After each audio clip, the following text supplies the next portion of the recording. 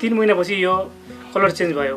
Colour change भएर यसको रातो अनि यो पहिलो रातो यो दुई कलरको निस्कियो। राम्रोसँग हामीले यसलाई केयर गरेर गऱ्यो भने यसमा 8 देखि 10 केजीसम्म फलाउन सकिँदो रहेछ एउटा पर बोट। यो चाहिँ हामीले पहाडी भेगहरूमा गर्न सकिन्छ। हामीले यहाँबाट 400 रुपियाँ केजी पठाइरहेका छौँ।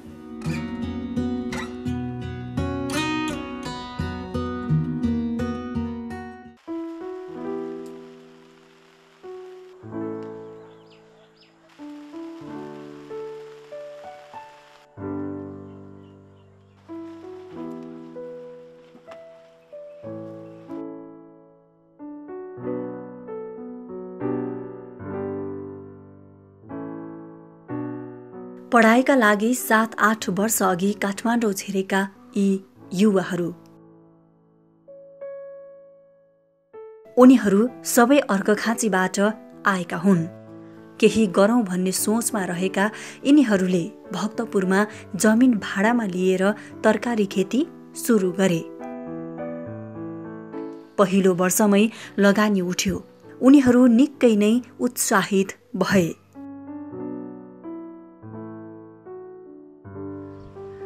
त्यसपछि जमिनको खोजीमा पुगे कीर्तिपुरको झुल पोखरी।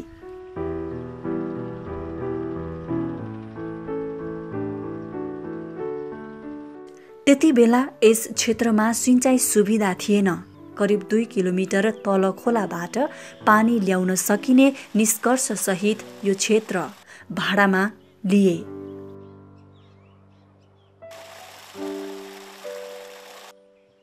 तरकारी लगाए, कमाई राम्रै भयो। उनीहरू अझ हौसिए।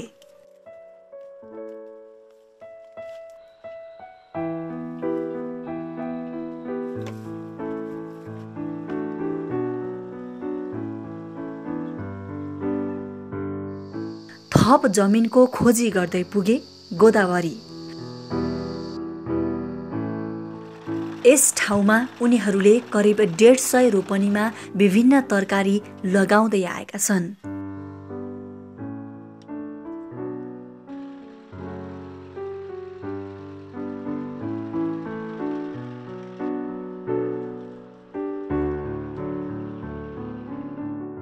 यता झुल पोखरीको फार्म पनि राम्ररी चलेको छ। 50 रोपनीमा फैलिएको यस फार्ममा लहरे तरकारी बढी छ। गोलभेडा पनि लगाइएको छ।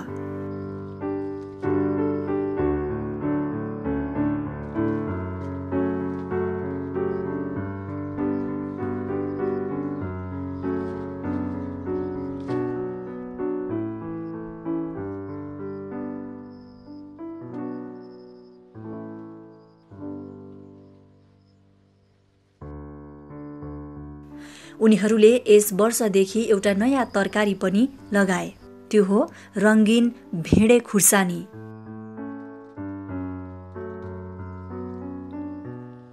हामीले मुख्य गरी यसपालि हाम्रो कीर्तिपुर शाखामा 50 रोपनी जग्गामा खेती गरिरहेका छौँ। विगत 5 वर्षदेखि हामीले अहिले विशेष गरी हामीले येलो क्याप्सिकम र रेड क्याप्सिकम लगाइरहेका छौँ। यसको चाहिँ हामीले चैतको अन्तिममा हामीले यसको बिरुवा राखेको हो, बिरुवा जमाएको। त्यसपछि हामीले यसको लगभग 45 दिनदेखि तपाईँको 60 दिनको बिचमा हामीले बिरुवा सार्यौँ। बिरुवा सारेको तपाईँको 3 महिनापछि यो कलर चेन्ज भयो। कलर चेन्ज भएर यसको रातो अनि यो पहिलो रातो यो दुई कलरको निस्कियो।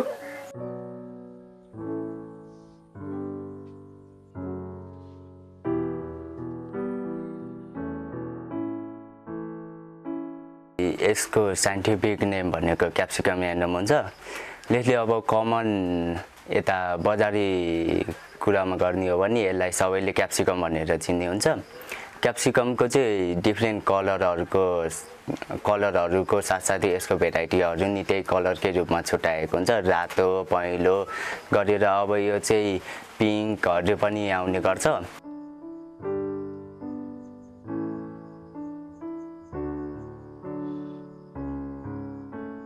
यसलाई तरकारी भन्दा पनि फलफुलका रूपमा लिइन्छ। यसको एउटै कारण हो यो काच्चै खाइन्छ। यदाकदा कसैले पकाएर खाए पनि फरक त पर्दैन, तर काँक्राको तरकारी खाए जस्तै हो। हरियो क्याप्सिकम चाहिँ पकाएर खाने हो। रेड आलुमा चाहिँ अलिकति गुलियो भिटामिन बढी हुने भएको कारणले यो चाहिँ हामीले सलादको रूपमा युज गर्छौँ, डाइटको रूपमा भनौँ न। यो चाहिँ लगभग अब हामीले प्रयोग गर्न सक्यौँ भने डेली युजेजमा नि प्रयोग गर्न सक्छौँ, तर यो लगभग अहिले जानी बनेको सलादमा जान्छ। त्यो पछि गएर हाई रेस्टुरेन्टहरूमा भातबटिनीहरूमा चाहिँ कस्तो पिज्जाहरू, बर्गर भयो, हरेक चिज, चिल्ली चिकन, हरेक चिज बनाउँदा फेरि हामीले यसको युज गर्न सक्छौँ। यस खुर्सानीलाई salad, chicken chilli, pizza, burger तथा सिजलर जस्ता पश्चिमी खानामा प्रयोग गरिन्छ। यो यसै पखालेर सिधै खाए पनि हुन्छ। यसलाई भारततिर सिमला मिर्च र अङ्ग्रेजीमा बेल पेपरका नामले चिनिन्छ। एउटा बेल पेपरमा 94% पानी हुन्छ भने 5% कार्बोहाइड्रेट र बाँकी 1% विभिन्न किसिमका खनिज तत्त्वहरू पाइन्छन्। बेल पेपरमा vitamin C, A, vitamin B, vitamin B2, vitamin B6, vitamin E पाइन्छ। यस्तै गरी आइरन, म्याग्नेसियम लगायतका थुप्रै तत्त्व यसमा पाइन्छ।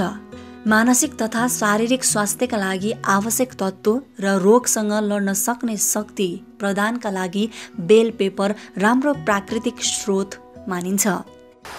यसको प्रयोग चाहिँ अब हेर्दा त यो सामान्य फलफुल जस्तै देखिन्छ हैन, तर यो चाहिँ लगभग हाम्रो शरीरमा पाउने हरेक भिटामिन मिनरल्सहरूलाई उपयुक्त मानिन्छ, किनभने यसमा हाम्रो शरीरमा भएको हरेक प्रकार भिटामिनहरू योबाट हामीले प्राप्त गर्न सक्छौँ। भनेपछि अझै यसको अब मुटु रोगहरू भयो, अनि त्यहाँ पेट दुखेको, किडनी फेल हुने यस्तो डिजिजहरूबाट पनि यसको प्रयोगबाट हामी बच्न सक्छौँ भनौँ न, सुधार हुन्छ। यस वर्ष एसएन ग्रुपका युवाहरूले पहिलो पटक परीक्षणका रूपमा बेल पेपर लगाए। पहिलो प्रयास नै उनीहरूका लागि सहज बन्यो। उनीहरूले एक बोटबाट कम्तीमा पनि 5 केजी फलाउने योजना बनाएका थिए, तर अझ बढी नै फलेको छ। इजरायलबाट बसेर आएको साथीहरूले गरेको भिडियोहरू धेरै हेरेका थिएँ, म गुगलमा पनि सर्च गरेर हेर्छु, तर उहाँले भन्नुभएको थियो उहाँ 2 केजी 2.5 केजीभन्दा बढी फलाउन सकिँदैन भन्दै हुनुहुन्थ्यो। तर यसपालि मैले फर्स्ट टाइम ट्राई गरेको, फर्स्ट टाइमै मैले यसलाई तपाईँको 5 केजी नर्मल पनि मैले फलाएँ। यसको एउटा बोटमा 5 केजी मैले नर्मल फलाएँ एउटा बोटमा। तर यो तपाईँले राम्रोसँग हामीले यसलाई केयर गरेर गऱ्यो भने यसमा 8 देखि 10 केजीसम्म फलाउन सकिँदो रहेछ एउटा पर बोट। यी हेर्नुहोस् त, यी 5-6 वटा दानाको तौल करिब 1100 ग्राम भयो। यसको थोक मूल्य 3 देखि 400 पर्छ भनौँ। एक दानाको करिब 100 नै भने पनि फरक पर्दैन। लगभग यो अहिले चाहिँ हामीले 6वटाबाट चाहिँ 1 किलो बनाएका छौँ। यसको साइज हेर्दाखेरि चाहिँ एउटा 180 ग्राम जतिको हुने रहेछ। लगभग यो 6वटाबाट हामीले 300 देखि 400 रुपियाँको कमाइ गर्न सक्छौँ। यसको खेती गर्न कठिन पनि छैन, तर बिउ भने निकै महँगो पर्छ। बिरुवा निकाल्दा प्रति बोट करिब 15 रुपैयाँ जति त खर्च नै लाग्छ। नेपालमा त यसको बिउ पाउन अलि मुस्किलै छ, किनभने हामीले अब यो मँगायो भने नि फरेन कन्ट्रीबाट, इन्डियातिरबाट, अरू कन्ट्रीहरूबाट मँगाउने हो। तर नेपालमा चाहिँ यसको बिउ पाउन चाहिँ अलिक कठिनाइ नै छ। पाइँदैन भनौँ न। मगाउँदा महँगो पर्छ, कस्तो छ बिउको प्राइस, कति पर्छ? यो बिउको प्राइस चाहिँ लगभग 1 किलोको 50,000 60,000 को रेन्जमा जान्छ। भनेपछि एउटा हामीले प्याकेट किन्दा चाहिँ त्यसमा 1000 सिड हुन्छ। 1000 सिड भनेको 3500 पर्छ। भनेपछि त सिड नै महँगो भयो, धेरै महँगो भयो। एउटा दानाकै एउटा बिरुवाकै 3.5 रुपियाँ त तपाईँ सिधै पर्यो। सिड पर्यो। उमार्यो भने तपाईँले कतिमा बेच्नुपर्छ त? अब हामीले उमार्यो भने सिडकै हाम्रो 3.5 रुपियाँ परिसक्यो। अब त्यसमा कोकोपिटहरूको युज, पिट मसको भयो, एग्रिजाइम, ह्युमिक फोर्सहरू हालेर हामीले बिरुवाको ग्रोथ गर्छौँ। त्यसको लागि नै अब नर्सरीमा त कति 15-20 दिन त त्यतिकै राख्नै पर्यो। त्यो टाइम चाहिँ लगभग 1 महिना जतिको रेन्ज हुन्छ। 1 महिना जतिको रेन्ज हुँदा चाहिँ हामीले एउटा बिउको 10 देखि 15 रुपियाँमा बेच्ने गर्छौँ एउटा बिरुवाको। त्यो राम्रो भयो भने 5 किलोसम्म आउने भयो। मजाले। खास गरिकन कहिले बिउ राखेर कहिले रोप्नुपर्छ, कहिले पाक्छ? खास गरी अब क्याप्सिकमको भन्ने हो भने हामीले चैततिर बिउ राख्यो भने यसको सिडलिङ स्टेज भनेको वैशाख जेठको पहिलो हप्तातिर यो ठिक हुन्छ रोप्नको लागि।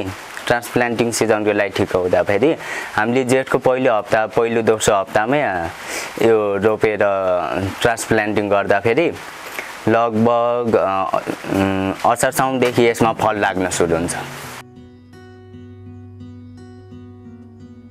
पानी निकास राम्ररी नभए तुरुन्तै कुहिन्छ।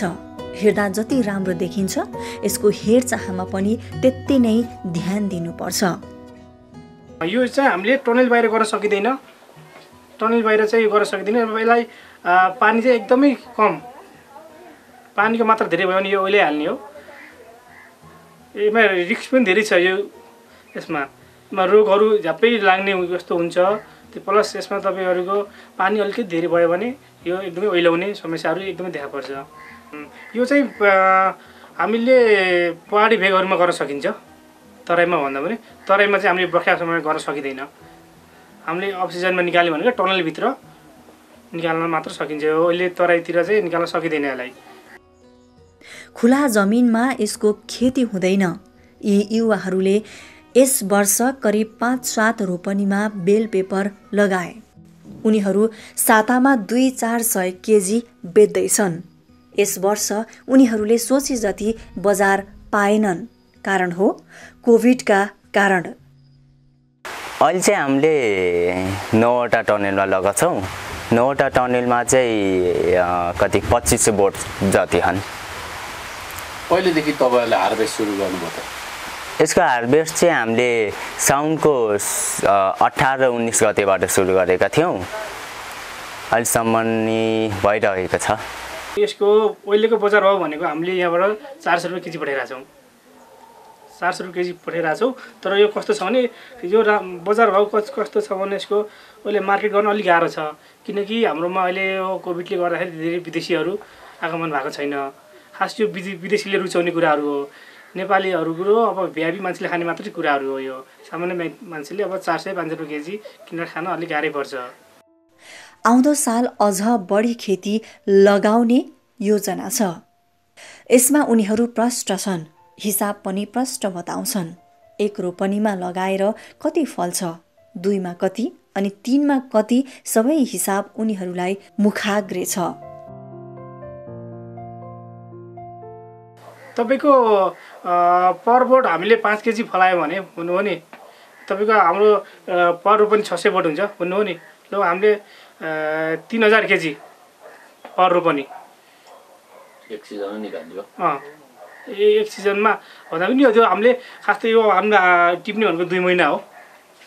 हामीले अब यो भदौ असोज कार्तिक 3 महिनासम्म टिप्छौँ यसलाई। तपाईँको 3 महिनामा तपाईँको लगभग 1 रोपनीमा हामीले 3000 केजीसम्म फलाउँछौँ। अब हामीले खेती गर्दाखेरि यसको 1 रोपनीमा लगभग हामीले 300 बोट जति रोप्न सक्छौँ। 300 बोट रोप्दा चाहिँ एउटा बोटमा चाहिँ हामीले राम्रोसँग मोल बिउ राम्रो मोल सिजन पनि राम्रो गर्मी सिजनमा रोपेर हामीले राम्रोसँग टनेलमा चाहिँ अझै टनेलमा गऱ्यो भने चाहिँ यसको लगभग 5 देखि 6 किलोसम्म फलाउन सक्छ एउटा बोटबाट।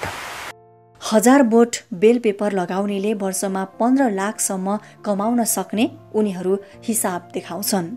अब हामीले होलसेल प्राइस 300 रुपियाँ नै राख्दाखेरि लगभग 1000 बिरुवा जति लगाउँदाखेरि उपयुक्त हुन्छ। भनौँ न 1000 बिरुवाबाट हामीले राम्रोसँग फलाउन सक्यो भने 5000 केजी आनन्दले फल्छ।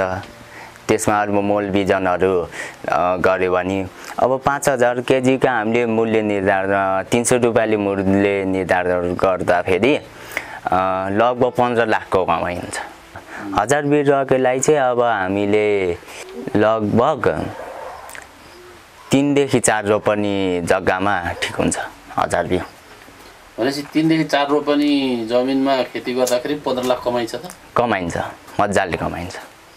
कृषि पेसा हिसाब गरे जस्तो सजिलो त छैन नै, तर यस क्षेत्रमा काम गर्दाको मजा फरक छ। कमसे कम पनि आफ्नै देशमा बसेर काम गर्न पाइन्छ, थोरै थोरै भए पनि यतै कमाइ गर्न पाइन्छ, परिवारसँग छुट्टिएर बस्नु पर्दैन।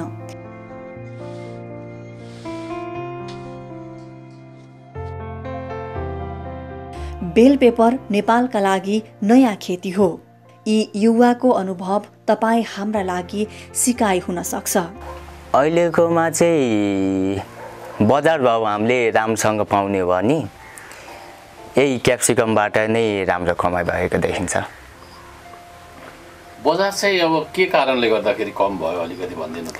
बजार चाहिँ अब यो पहिलो कुरो त नेपालमा यसको राम्रोसँग व्यापार हुन सकेको छैन। त्यसको कारण भनेको अरू देशहरूबाट हामी अहिले पनि आत्मनिर्भर हुँदै आएका छौँ। धेरै जस्तो तरकारीहरू भयो, फलफुलहरू भयो, जे कुरामा पनि हामी अरू नै देशमा आत्मनिर्भर रहेका छौँ। नेपाललाई त भन्न त भनिन्छन् कृषि प्रधान देश त भनिएको छ, तर लगभग तथ्याङ्क अनुसार नेपालमा जति उत्पादन हुन्छ त्यतिले 50% जनसङ्ख्याले नि खान पुग्दैन भनेपछि हामीले अहिलेसम्म कृषि गरेको के फाइदा? त्यही अनुसार अब विदेशी मार्केटबाट आउँदाखेरि यसको भाउहरू लो हुने, त्यस्तो भएपछि अब राम्रो नेपालमा पनि राम्रो ट्रान्सपोर्टेसन सेवा छैन, रोड पुगेको छैन गाउँ गाउँमा, त्यसको कारणले गर्दाखेरि तरकारीहरूको राम्रोसँग व्यापार हुन सकिरहेको छैन अहिले। अनि अब इन्डियाबाट आउँदाखेरि चाहिँ यो सस्तोमा आउँछ कि कस्तो छ? इन्डियाबाट आउँदा चाहिँ लगभग सस्तैमा आउँछ, तर यसको क्वालिटी हेर्नु हो भने नेपालमा फलाएको त्योभन्दा 10-20 गुणा राम्रो क्वालिटीको हुन्छ, धेरै राम्रो हुन्छ।